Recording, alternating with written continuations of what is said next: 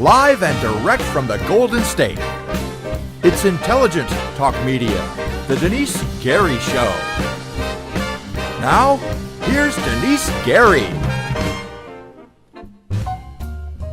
Ladies and gentlemen, welcome to the Denice Gary Show. I'm just so happy to have Major General Paul E. Vallely with us today, retired U.S. Army Major General. He once worked as a senior military analyst for Fox News.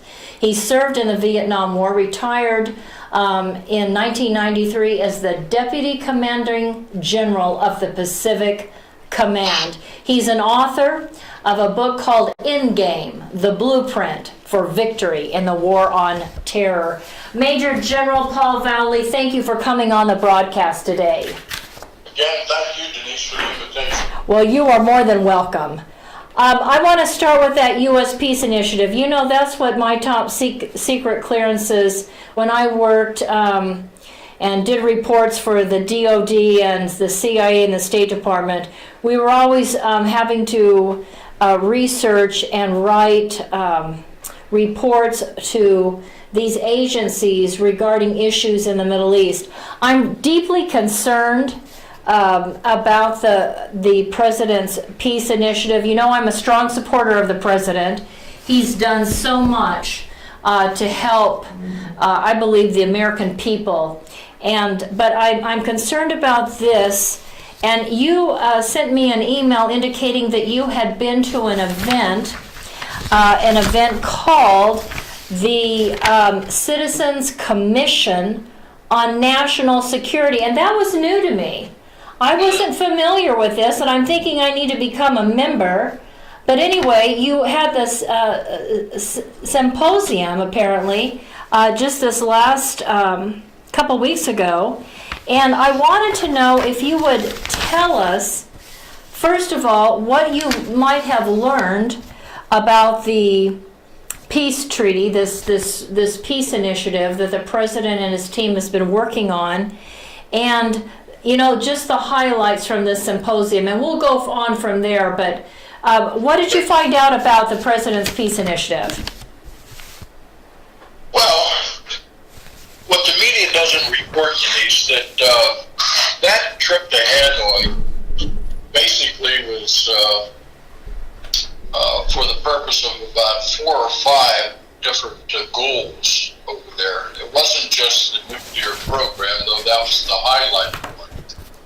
And so you've got to applaud President Trump. Number one, he's the first president that's ever taken the initiative to get in the same room and converse one-on-one with any of the leaders of North Korea in 50-some years. Great point. So you've got to give him credit for that. Sure. Now, the underlying goals there were like I said, about 4 or 5.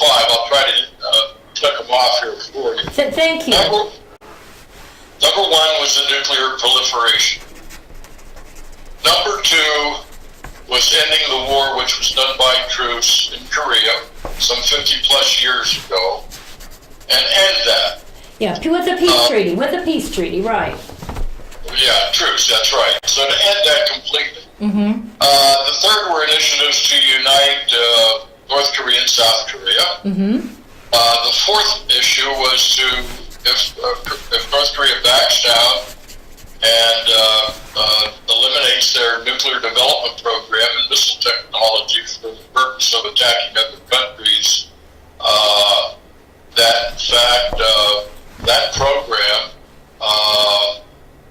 is sort of the pivotal point for the whole meeting over there. Right. But part of that was that President Trump offered, along with South Korea, to assist the North Koreans in building an economic development plan, manufacturing plans, development of technology, provide a better source of food for the North Korean people. Mm-hmm. Now, what a lot of people don't know, President Trump came back with millions and millions of dollars of orders from the Vietnamese. Right. They bought a bunch of new Boeing aircraft. They bought a number of other supplies and commodities from the United States. And so that was never really mentioned to any great degree. So all in all, it was a productive meeting. They've got to go further now, which should happen tomorrow or next month, on some agreement on this nuclear proliferation and development program that North Koreans have. Even now, at this point, they're talking about putting a satellite up, so which could be armed with an EMP type of missile to shoot down and hit the United States, for example. So we know that. They know it, and so now the negotiations continue to go forward. But anyhow, we didn't lose anything because there was nothing to lose, but we didn't gain much either from the North Korean premier. Sir, we didn't, but I think it's so important to continue talks, and the bottom line is, I think the president needs to also remind the American people, not only did he walk away with billions of dollars of contracts with the Vietnamese government that can prosper both of our nations, but the fact that he is in the process of getting Americans returned back home, our war dead from the Korean War, plus those American hostages. And I think that's important to remind anybody. But I want to get back to so thank you so much for making that clear to the audience. But let's get back to the U.S. Peace Initiative.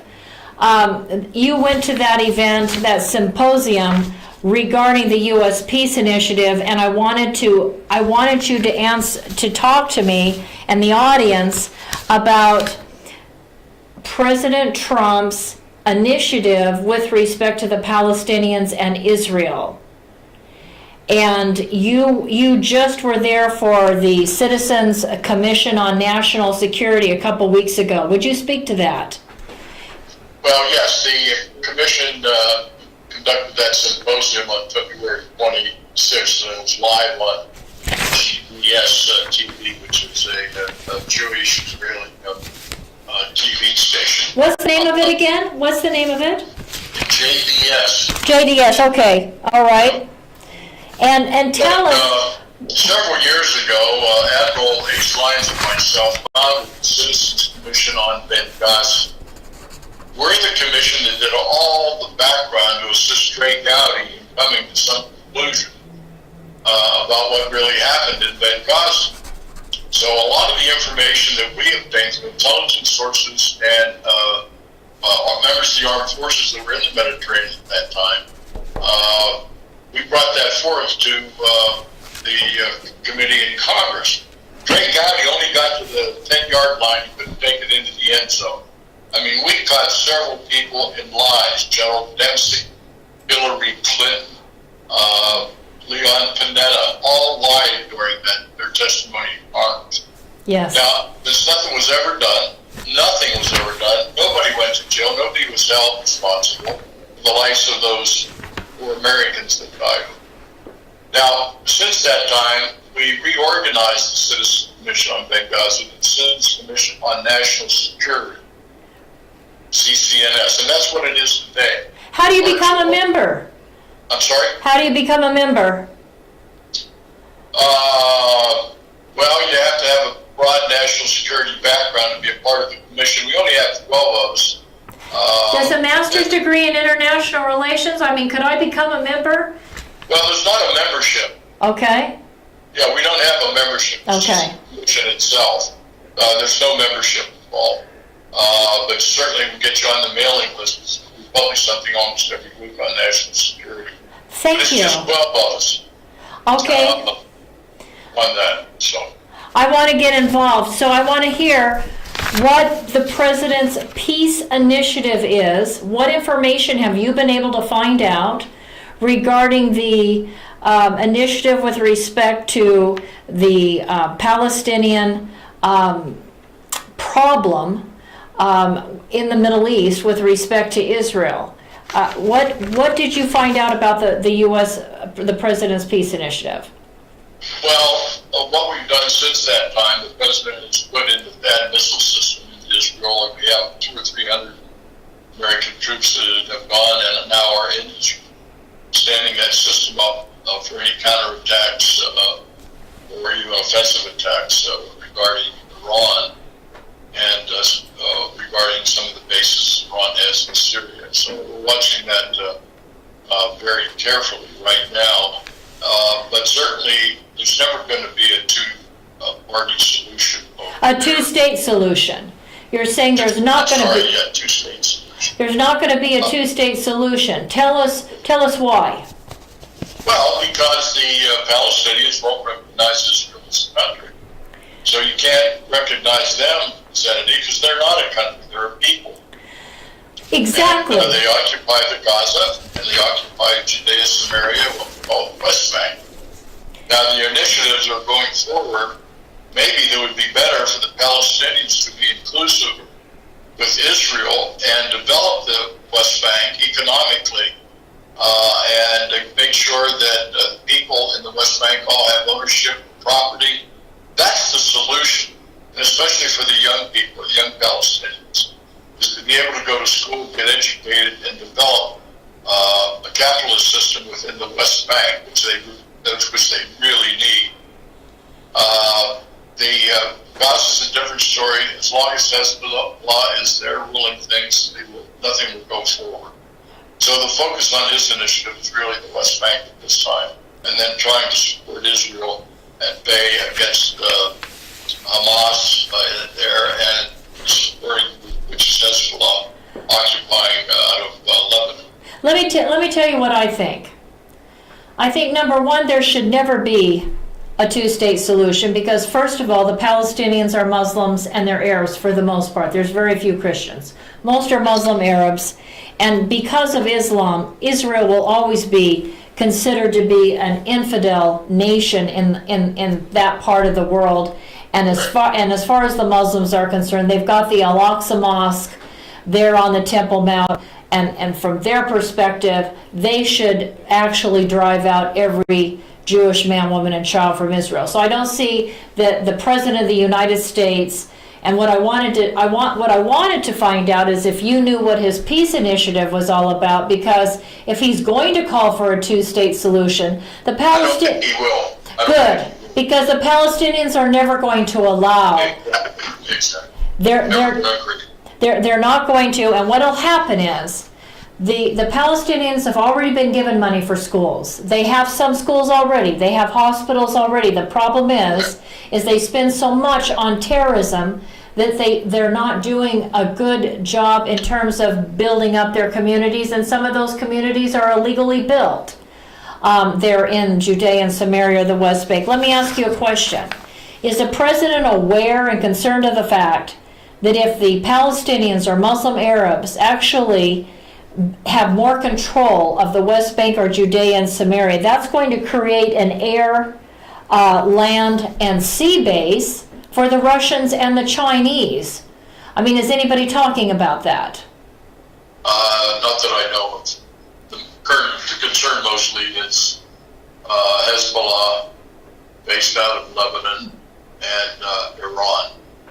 And Iran is backing Hamas, the Islamic resistance movement in the Gaza Strip. Okay, so nobody's really talking about the fact that the Palestinians supported Osama bin Laden, and the Palestinians supported Saddam Hussein, and they have supported Islamic terrorism. I just played a clip on my show last Thursday about a Palestinian mother who was literally singing about the praises of her son, who was a butcher.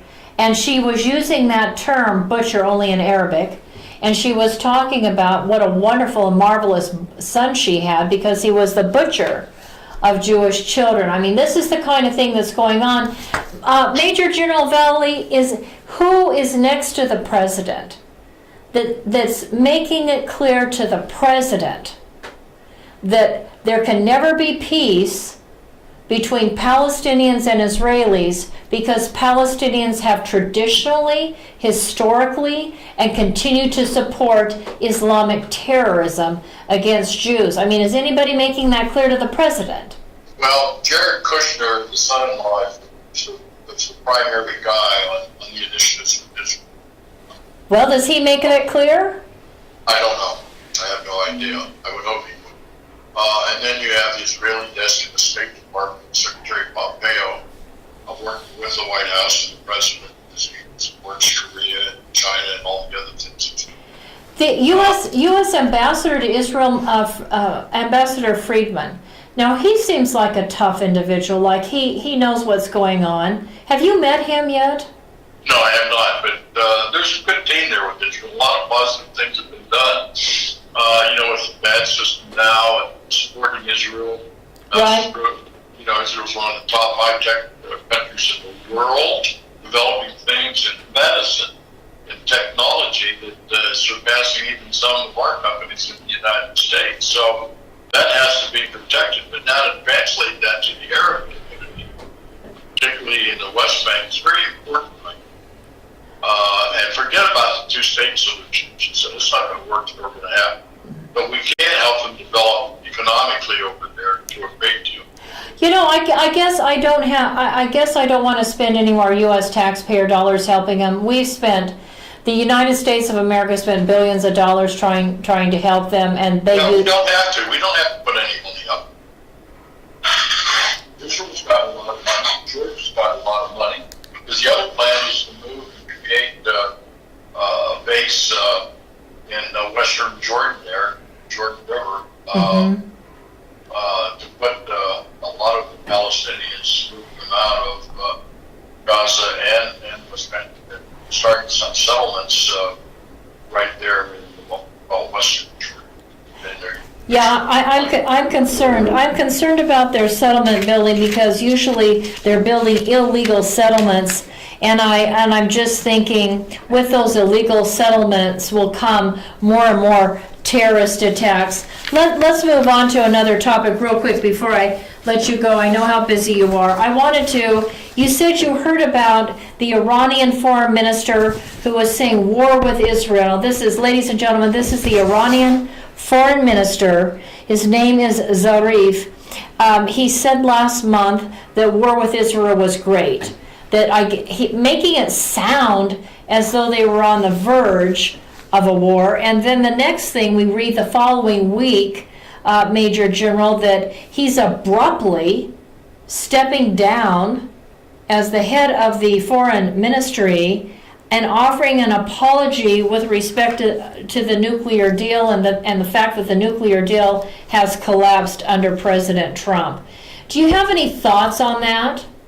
I heard that happen, but I don't know exactly why I couldn't be supported. I know there's a lot of troubles inside of economic as well as political. Right. What right now a separation almost of Iran and Russia. So that relationship is one thing that concerns me, and I wanted to get your opinion on this. The thing that concerns me, let me lift up the phone to see if it's better. We're still having some problems with this connection.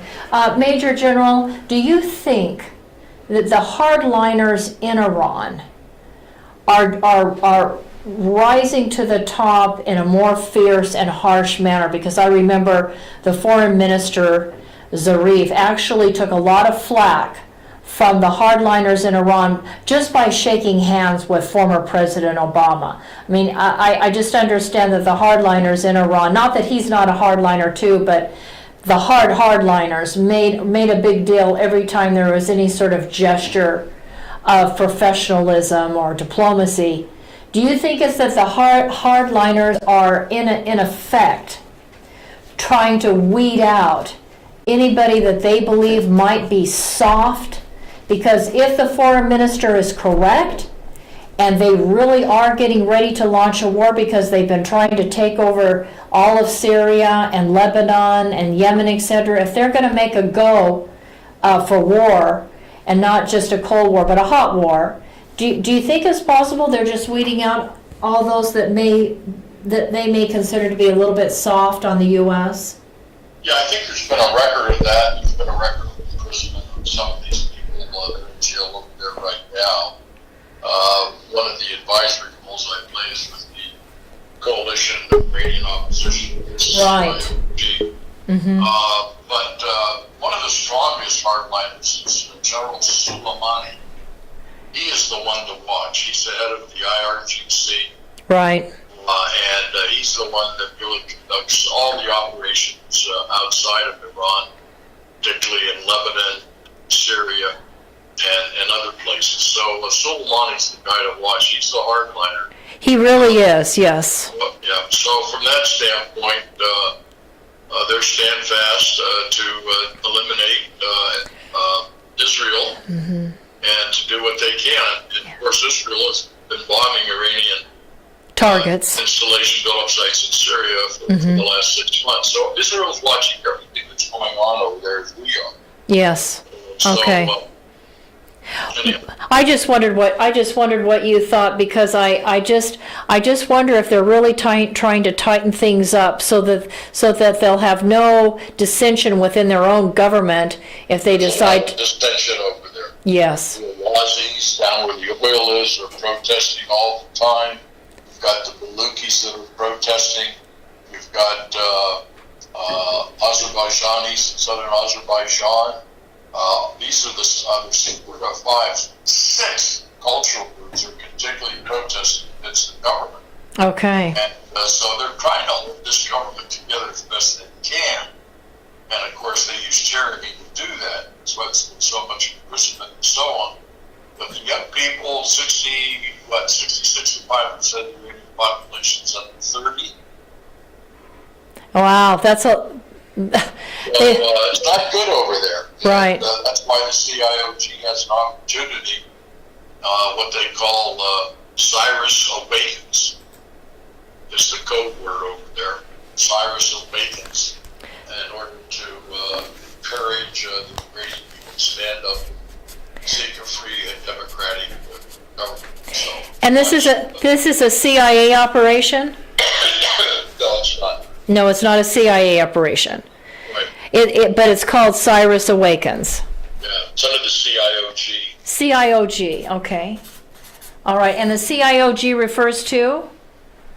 The Coalition of Iranian Opposition. Oh, groups, that's right, okay. Very good. Thank you, sir. I really appreciate your explanation on what's going on with North Korea, talking about your Citizens Commission on National Security. I hope that the president certainly is not thinking about a two-state solution. I hope Jared Kushner is a little bit tougher than he seems to be. I'm not wanting to be critical at all. I just hope that they realize there'll never, ever be peace with Palestinians if Israel gives up more land. In fact, I think it emboldens them. Israel gave up the Gaza Strip, and what happened? There's been nothing but rocket attacks and missile attacks against Israel. By the way, Denise, people can go to standupamericaus.org, go to our website, and they can also request to be on our newsletter dispatch every Saturday morning. So encourage people to join, help us out. We do a lot of good things, and there you can become a member of Stand Up America US. Yes, and I am a member. So, ladies and gentlemen, standupamerica.us, become US.org. standupamerica.us.org, and no, okay. StandUpAmericaUS.org. standupamericaus.org. Okay. Right. standupamericaus.org, and become a member and get on the newsletter there for Major General Paul Vallely and his organization, and find out the latest. It's an excellent resource, and of course there's an opportunity to give and support. I know Major General Paul Vallely does a lot. You do a lot. You're so generous, and you do a lot of work to help veterans. And I want to make sure I put that out there for everyone. You're a kind and generous person, and you're always working to benefit the American people in the United States. And you're just so appreciated, Major General Vallely. And I want to thank you for coming on the broadcast today. Denise? Yes? Oh, I'm sorry. Did you hear what I just said? No, I missed it. Okay. For something. All right, I was just telling the audience that you do so much to help the country, to help America, to help the United States stay strong and secure. And I wanted people to understand how generous you are, and that this wonderful website you have provides a lot of good and important information. And we just really appreciate you and want to say thank you. Thank you, I appreciate that. You're so welcome, sir. Well, you have a wonderful evening there, and we'll talk to you again real soon. Okay. Thank you. Bye-bye. Thank you. Bye-bye.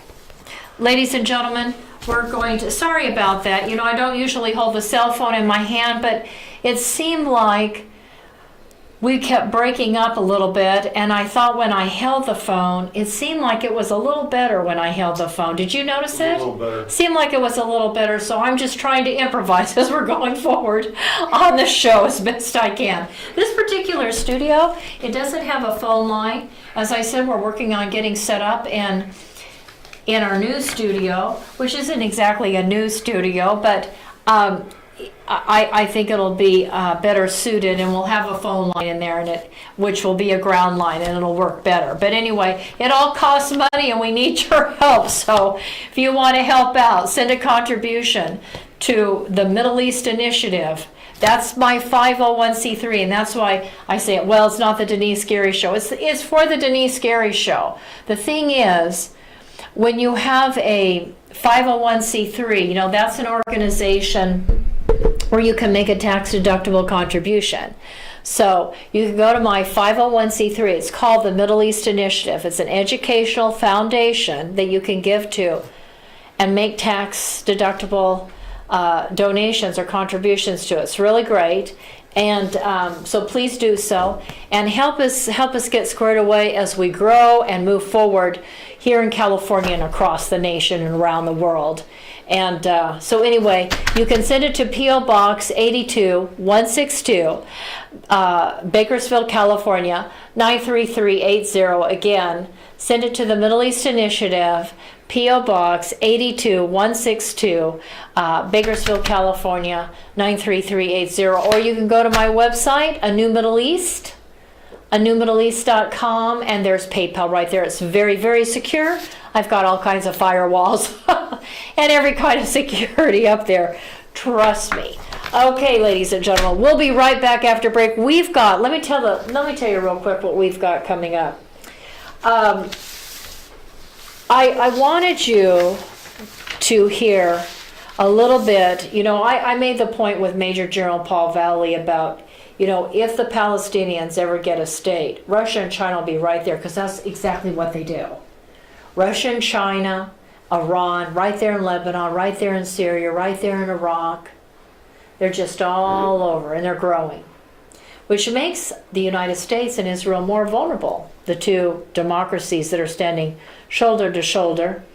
And it's a concern. I have something to share with you that you'll be surprised to hear about Russian nuclear targets pointed at the United States when we get back.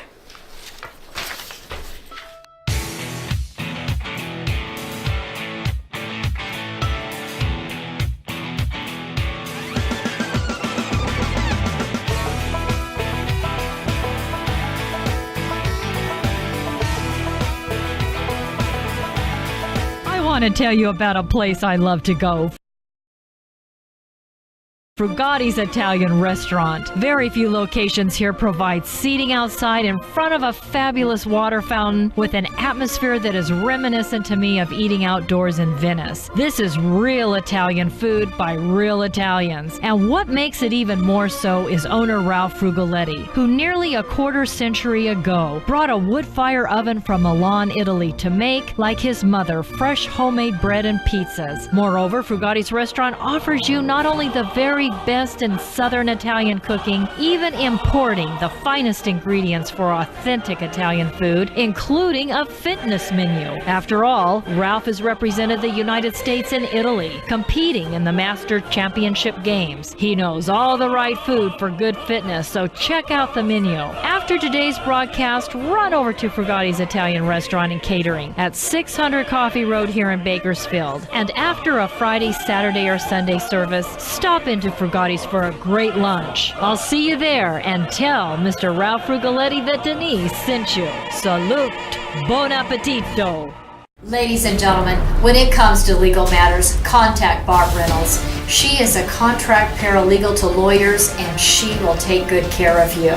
Moreover, she is a Kern County legal document assistant to pro per litigants. She has 47 years of paralegal experience, and for over 30 years has been an educator in the field of law and paralegal work. If you need help handling your adoption, bankruptcy, civil suit, divorce, debt consolidation, evictions, immigration, or attorney referrals, contact Barb Reynolds if you want to win your case. Call Tehachapi Court Services today at 661-822-1994. Barb is simply the best.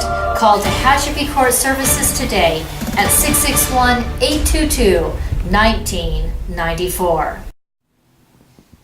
Ladies and gentlemen, I'm so thrilled I've got the owner of Scope 365 Fitness here with me today, Craig Jansen, Navy veteran. Craig, tell the audience out there why everybody in town needs to come up over here and join. Well, Scope 365 is a 24-hour club, so we never close, unlike a lot of other clubs here in town. Additionally, our club is always super clean, and one of the things that you're going to find here is a different environment where we strive to give you a VIP experience here. So we want to get to know you. We want to know your story. We want to know about you and how we can help you succeed and meet all of your fitness goals. Wonderful. Ladies and gentlemen, come on down to Scope 365 Fitness. You're located right here on Brim Hall. Tell us your other locations. We have another location up in Tehachapi, and then our third location here in town is also located over on Chester and Columbus in the Food Mac Shopping Center. Thank you so much, Craig. You have a wonderful day. You too. Thank you.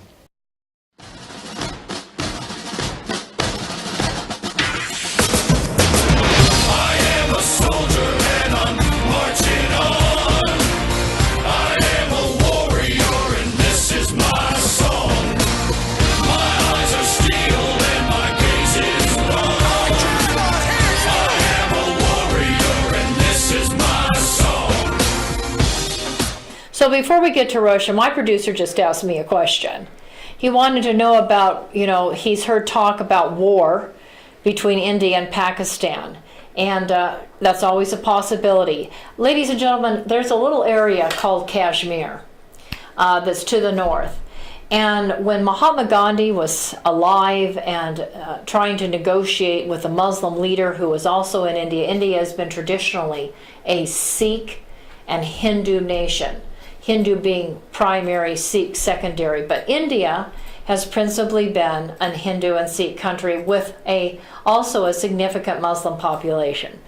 Because of the Muslims wanting to take over all of India and control it, just as we see in countries around the world, like with Israel, Muslims trying to take over all of Israel and control Israel, and the fact that President Trump has sort of pushed back on that, and I think they've gotten the picture, except for the Palestinians. But anyway, I think the rest of the Middle East is beginning to get it now that Israel isn't going anywhere. They can try to push Israel into the Mediterranean Sea, and we've got Palestinians, so-called Muslim Arab students in America, that shout on university campuses, Palestine, Palestine, from the river to the sea, like, oh, let's push Israel out into the sea, from the river to the sea. They love to chant that everywhere. Anyway, so Robert wanted to know about the potential war that there's already, what people, maybe some of you don't know, I'm sure some of you do know, is that the Indians from the subcontinent and Pakistanis have been fighting in Kashmir for years. First of all, this is not new. So when Mahatma Gandhi, in trying to create peace with Muslims, said to the Muslim leader, look, we're going to divide India, and we're going to give you this area over here, which became Pakistan. And if you ever watched the biography of Mahatma Gandhi, there's a scene in there where it shows hordes of people. It shows people coming out of that part of India, now called Pakistan. Those were Hindus and Sikhs. So you'd see a trail of Hindus and Sikhs coming out.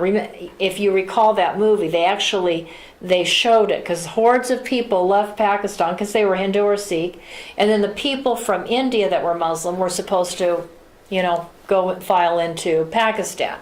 That was Mahatma Gandhi's way of trying to create through nonviolence, a peaceful solution to the Muslim-Hindu-Sikh conflict, just like the Jews in Israel have given pieces of Judea and Samaria, actually what is Israel's historic country, given pieces of that to the Muslims. They gave the whole of the Gaza Strip, which never belonged to an Arab nation, gave that to the Muslim Arabs. And what India in the 21st century knows, and what Israel in the 21st and in the 20th century also knew, is that the Muslims aren't satisfied. They're not satisfied. They're never satisfied with the land that you give them, because then they just feel, oh, now we'll go after more. We got this much, okay, so now the next step. What's the next step? To get more land. So there's a little place called Kashmir. And that wasn't, from the Indian, Hindu, Sikh perspective, that wasn't supposed to be part of Pakistan. But the Muslims said, oh yeah, that's supposed to be part of Pakistan. So they've been fighting over it for years. It's just gotten a lot worse because of terrorism, because of the nuclear threat, the biological threat, the chemical threat. Things have just escalated there. So President Trump and his team have been trying to work with India, and of course Israel is an ally of India. They've been trying to help promote peace.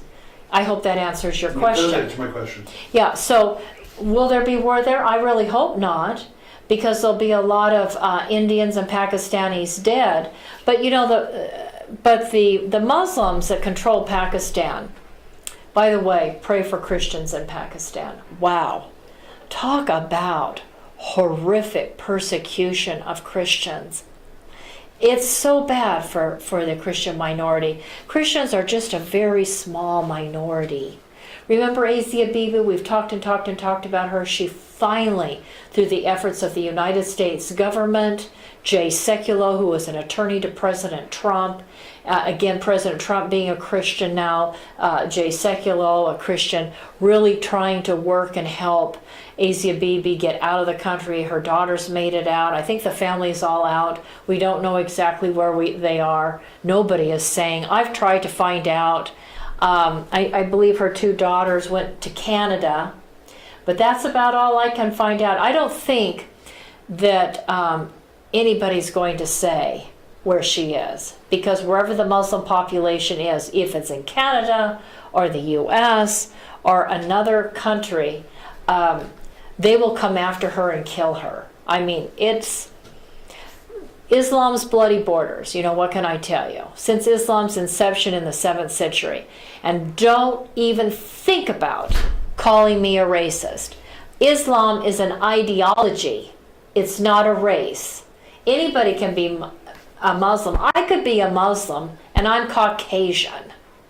And we have people that have embraced Islam that are black, brown, yellow, and white. I mean, it's not about ethnicity or the color of your skin. It's about an ideology. And it's a dangerous ideology. Like socialism, where the government controls everything and you vote for those people in government to control everything that's a part of your life, or communism, where they just enslave you and tell you what to do and who to vote for and everything else. Anyway, so that is a concern, and we don't need Russia and China in the mix of it, which is why I think this President Trump, is so right. Unlike Obama never wanted to get into anything and touch anything. Such an idiot. President Trump tries to spearhead and get into it and help create peace, because that's President Trump's heart, is to create peace. And speaking of peace, so Russian state television, did you hear about this? Russian state television went, public in Russia and in what was once satellite states of Russia, part of the Soviet Union. Russian state television listed all of the U.S. military facilities that Moscow would target in the event of a nuclear strike. Yeah, that's right. I thought that was interesting. Provocative. How provocative that at this time Russia would decide to air on Russian television all of the places here in the United States that would be targeted for a nuclear strike. Anyway, it's interesting. This was reported out by Reuters. Reuters, I don't know if you could exactly say it's nonpartisan. What's nonpartisan anymore? But they tend to lean liberal or to the left. So the fact that they reported it out, and I think the targets included the Pentagon in Washington, D.C., the presidential retreat in Camp David. Let me just share a little bit more about what Reuters has reported. So they reported that it was unusual, even by Russia's state television standards, that days after President Vladimir Putin said Moscow was militarily ready for a Cuban Missile-style crisis if the United States wanted one, that, and again, I think that Russia is concerned that this president wants intermediate range missiles in Europe because the Polish people in Estonia, people in Estonia, Latvia, Lithuania, Poland, Hungary, Czechoslovakia, all those countries in Eastern Europe were controlled by the communists. Life was brutal. And these people do not want Russia invading their countries again and to be under communist control. So President Trump, has decided he's going to support our European allies there. And the United States says it has no immediate plans to deploy intermediate range nuclear missiles in Europe and dismissed Putin's warnings as disingenuous propaganda. But nevertheless, we do need a missile defense system, and it's my understanding that the president has been in the process of establishing a missile defense shield. So isn't that interesting? And I thought this was interesting. President Xi of China, who said he's going to be president for life, there's an article that's just come out in Gatestone Institute, the militarization of Xi Jinping's China. They're trying to take over areas that they've actually never controlled. Interesting. I think we need to keep an eye on that. I know the President, John Bolton, Secretary of State Pompeo, and the CIA is. I think that is incredible. I think I want to take a break. Let's take a break. I want to talk about a couple things next. I want to share with you something that you may not have heard about Representative Elhan Omar, who actually is now celebrating the fact that she escaped a House resolution condemning her anti-Semitic remarks. She's actually jumping up and down with joy now because all the attention went on Islamophobia. We'll be back with that in just a moment.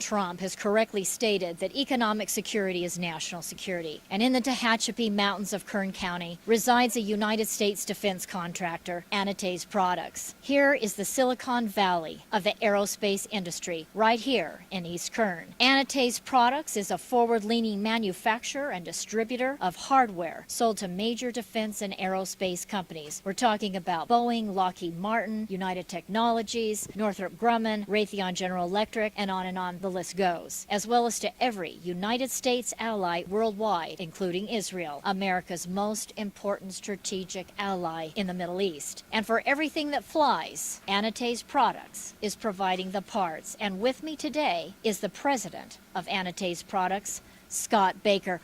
Hi, Scott. How you doing? Scott, tell us why you believe this corner of Kern County is the hub of the aerospace industry. Well, this portion of Southern California here out in the Antelope Valley, it contains, some of the most cutting-edge technology going on in aviation today. We have some of the UCAS programs with unmanned technologies going on. We have, Edwards Air Force Base out here, who's doing continual testing in their area. We have the Naval Weapons Station up there at China Lake, doing some fantastic cutting-edge stuff, cruise missile technology, and those things are going on. We have Scale Composites locally doing a lot of composite technology, which is new. We have SpaceX, which is a private one, putting a private entity putting things into space now. This area is the growth center for aviation's future, and this is the area I think that as a nation we need to be concentrating some of our effort and taking this technology. And as we all know, with the space program from Apollo years ago, out of these technologies, we, the private sector, are going to reap some of the benefits of that. Thank you, Scott. Ladies and gentlemen, Scott Baker, president of Anita's Products. Anita's Products, located in the beautiful mountains of Tehachapi, California, in eastern Kern County, is home to some of the most innovative and specialized technologies in the world, including those at the U.S. Naval Air Warfare Center, Weapons Division at China Lake, Edwards Air Force Base, as well as Stratolaunch, launching satellites capable of delivering multiple orbits in a single flight to space. And it is Anita's Products that has provided the manufactured devices, and the president, Scott Baker of Anita's Products, Marine Corps veteran, reactivated on 9/11 to monitor threats to the homeland, is carrying on a tradition of providing for the security of the United States by manufacturing every kind of fastener on anything that flies, as well as providing a full testing destructive laboratory. Contact Anita's Products, now in business for 30 years, at 661-822-6873. Located at 1314 Goodrich Drive in Tehachapi, for your manufacturing and testing needs today.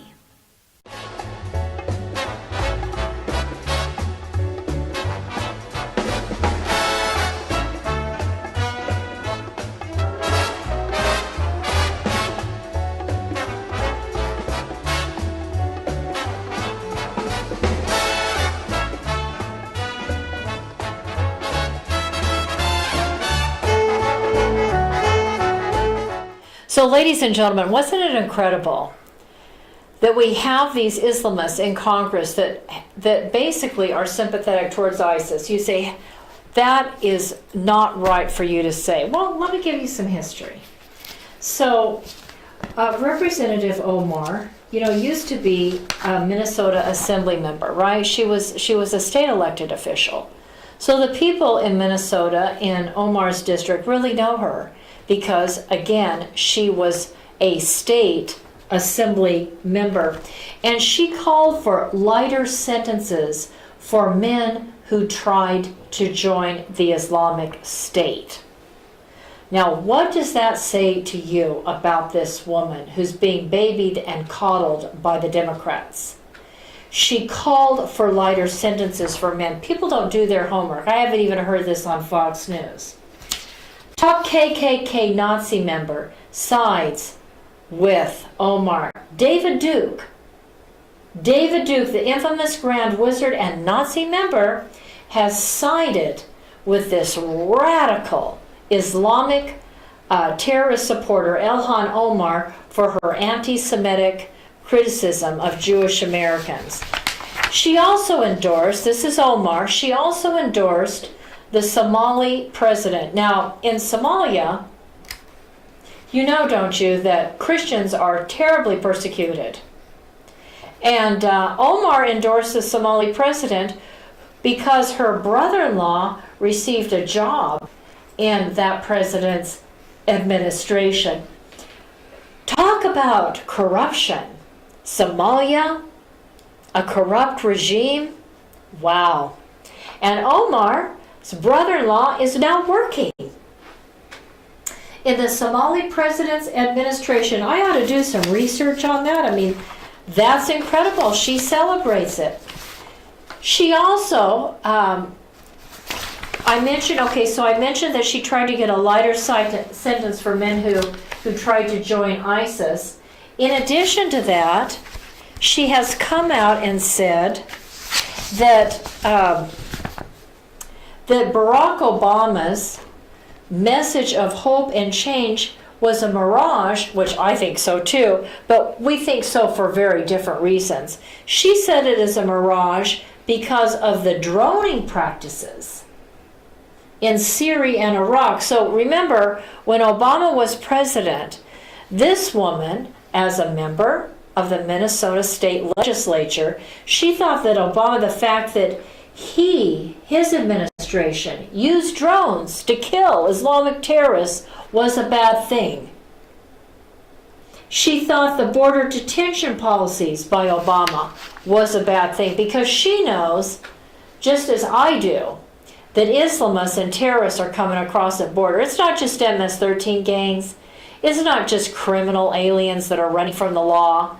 It's not just drug cartels. It's Islamists that are crossing that border, and they pose as Central Americans and Mexicans. Absolutely they do. They even learn the language. They come across the border speaking Spanish and looking like they're a Latino, and they're not. Anyway, I thought that was incredible. She says, quote, "We can't be only upset with Trump. Many people who came before him also had some really bad policies. They're just more polished than Trump is." It's incredible. Hope and change is a mirage because Obama used drones. And of course, the reason why Obama used drones and why we continue to use drones is because drones don't require people to be sitting in a cockpit. So a drone can go over and pinpoint where the terrorists are based on intelligence and satellite information. We know where they are. We can take them out without any American dying in the process. It's a good thing. But Omar doesn't think it's a good thing. What does that say about who those people in her district and Minnesota, who are those Americans? Because she has a history of crazy things. I think President Trump was absolutely right. President Trump said Omar's latest remarks are a dark day for Israel. It's time for a Jewish exodus from the Democratic Party. And believe me, I hear more and more Jews going into the Republican Party. You know, it used to be the Jewish population here in the United States, 70% voted Democrat, 30% voted Republican. Ladies and gentlemen, that has been changing. I don't have the latest figures on it today, as of Monday. I'm trying to recover from the spring forward time change. I just, was such a busy weekend. I was working so hard, and then it's Monday and you have to get up at 4 o'clock rather than 5 o'clock. It's really working a hardship on me today, as I'm sure it is on you too. Anyway, sorry, I don't mean to complain. So, but we're starting to see a change, and I can't wait to get those numbers. By the way, in case you didn't know, I think I said this once before, a long time ago. You know, in Israel, Jewish Americans that vote in election years, Jewish Americans overwhelmingly vote Republican. They get it. They know, and they overwhelmingly, American Jews in Israel overwhelmingly vote Republican. Ha ha. Okay, so anyway, I wanted to share that out. Let's talk about, do we have any more breaks, or can I just go for it? Go for it, okay. So I wanted you to see this clip. It really bothers me. This is a clip of this woman who's constantly under siege by the Democrats. Her name is Kirstjen Nielsen. She is the Secretary of the Department of Homeland Security. And this nasty man by the name of Benny Thompson, I believe he is the House Chair of the Homeland Security Committee, the House Homeland Security Committee. Here's the chair, and he's trying. This is what's so irritating to me. He's trying to make President Trump and his nominee, Kirstjen Nielsen, look really nasty and mean and cold-blooded and awful because they're promoting a false narrative. Ladies and gentlemen, here's an excellent talking point. This is the false narrative by the Democrats trying to get Kirstjen Nielsen to say, oh yeah, Trump administration, we put people in cages. Let me tell you who built those chain link dividers in these great big rooms. Obama built them in 2014 and 2015. 2014 and 2015, former President Obama and his team in these huge, like, warehouses, in order to house all these children and people coming here illegally. He created room dividers, and I'm sure probably it was for airflow, so for cooling or heating. That's what I'm thinking. Rather than doing just a solid wall, they used like a chain link fence, but it's not a cage. I mean, it goes from the ceiling to the floor, and it works as room dividers. Now, you can say it's a cage, but it's a room divider because, I imagine when you get that many children and people in an area, you have to divide them according to age and gender and all kinds of things.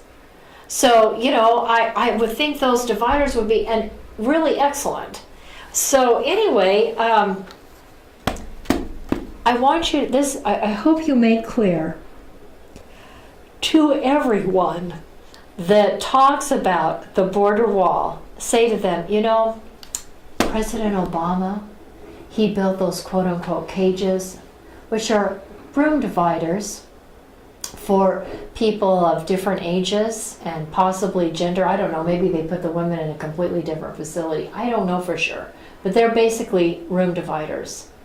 And isn't that what we have when we have our module offices and companies across America? I mean, we have dividers to give people separation for good reason.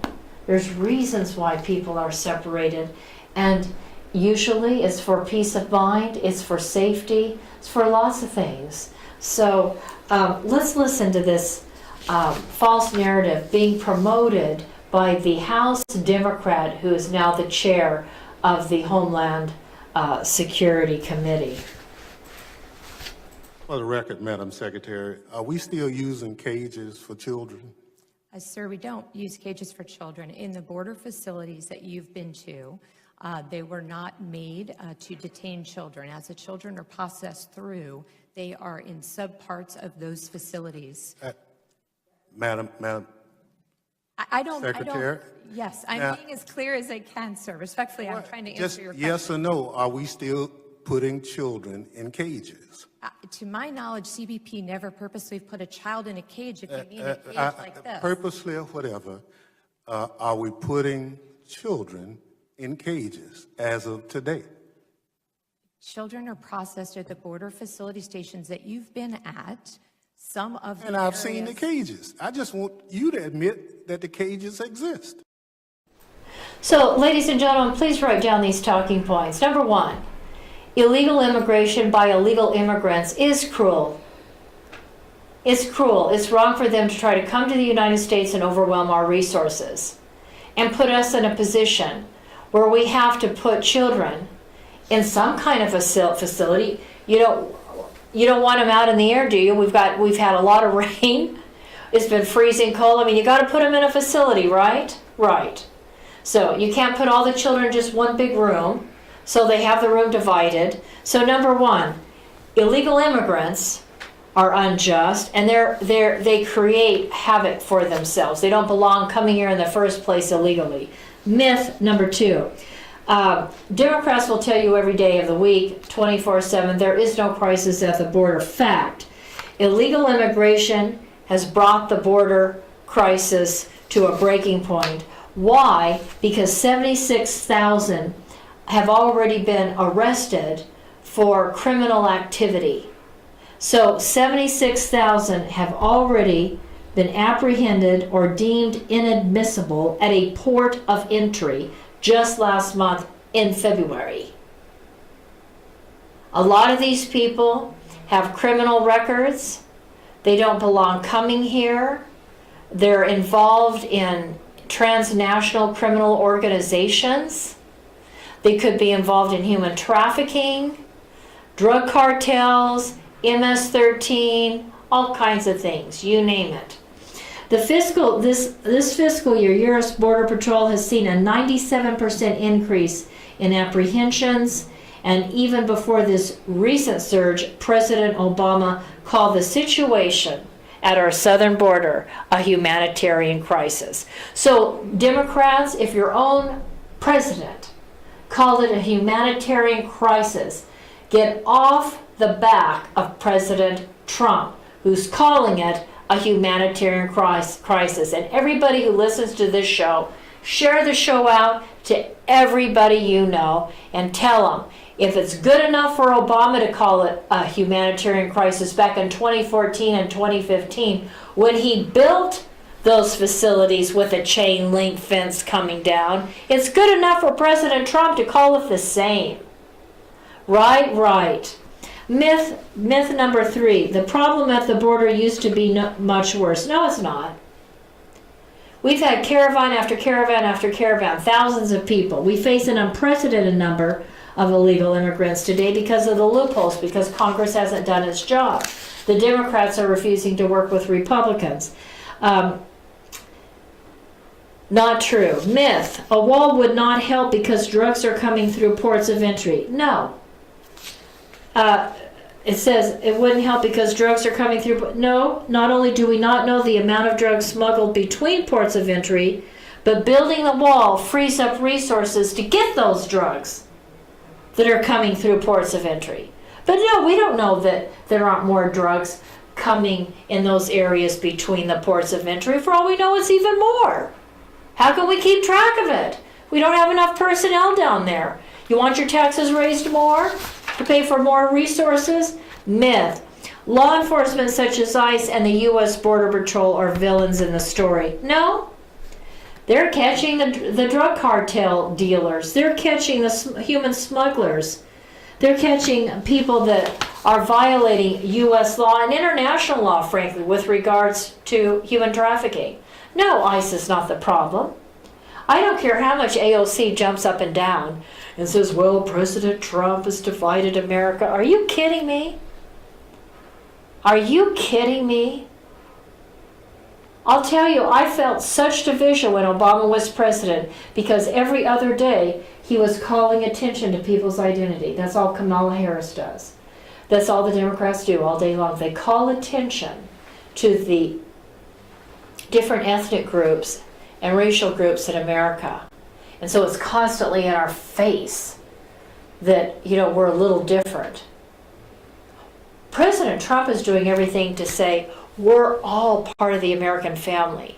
We're all just the American people, and we need to pull together as a team and work together. And he wants everybody to have a job and have their wage continually increase. In fact, jobs are increasing and wages are going up. This is what the president wants.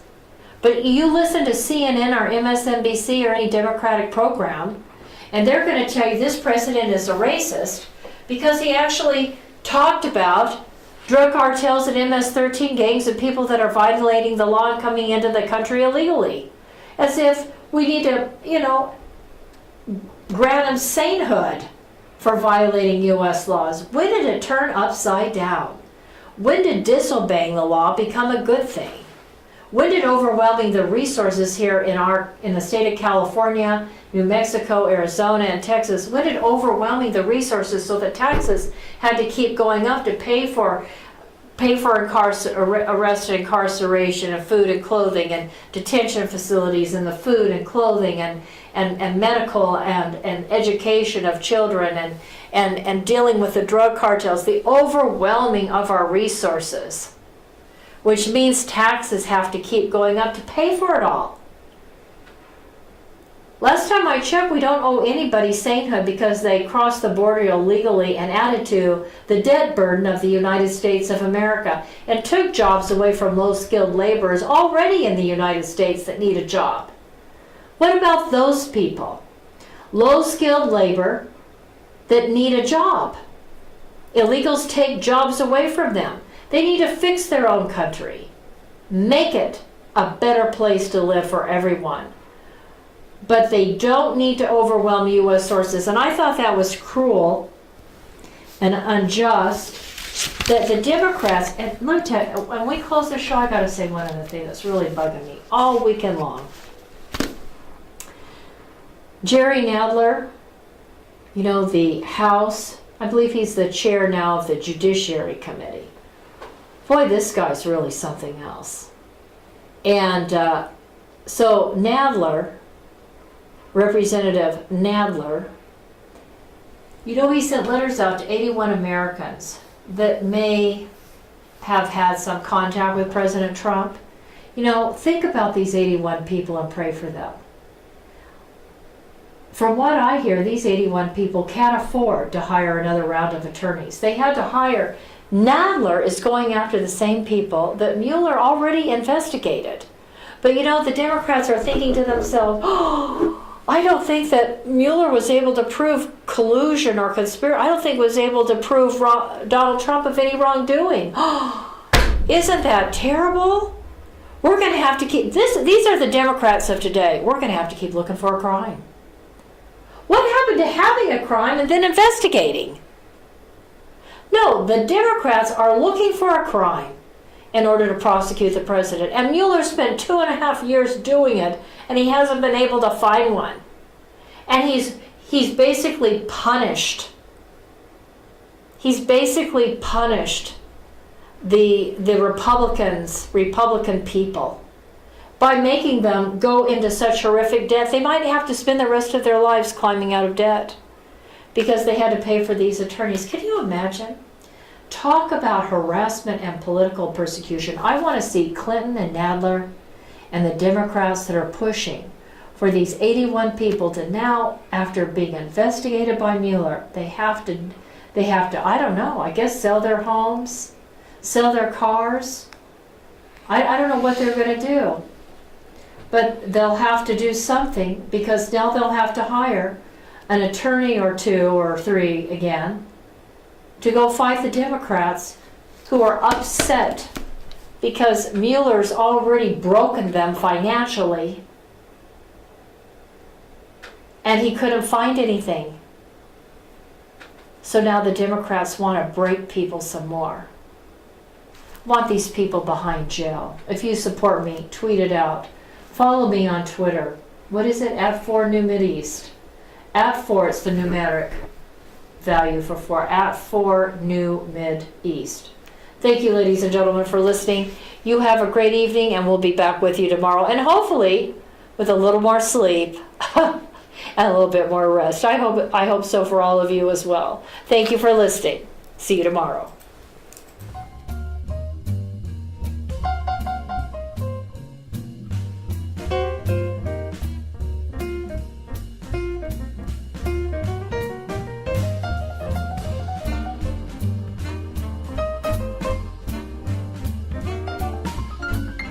Thank you for listening to The Denice Gary Show.